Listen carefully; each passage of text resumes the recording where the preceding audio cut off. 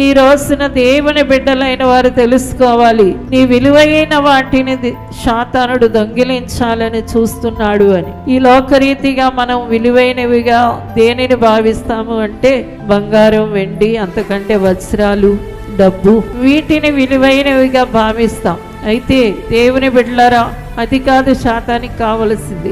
ఏది విలువైనదో ఏది విలువ కానిదో తెలియక ఈ డబ్బు, బంగారం ఇవే విలువైనవి అనుకుంటున్నారు. కానీ అవి కాదు విలువైనవి. అస్సలైన విలువైనవి ఏంటి అంటే నీలో ఉన్న మంచి, నీలో ఉన్న నీతి, నీలో ఉన్న పరిశుద్ధత, నీలో ఉన్న దైవ గుణాలు అనే వాటిని వాడు దొంగలించాలని చూస్తాడు.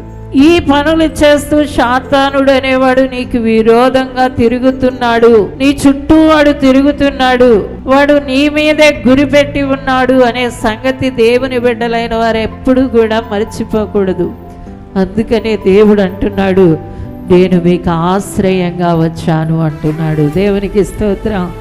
ఆ సాతాను నుండి, ఆ దొంగోడి చేతుల్లో నుండి, ఆ హత్య చేసే నరహంతకుడి చేతుల్లో నుండి, ఆ నాశనం చేసే ఆ దుష్టుడి చేతుల్లో నుండి నేను తప్పించడానికి నేను నీకు ఆశ్రయంగా వచ్చాను.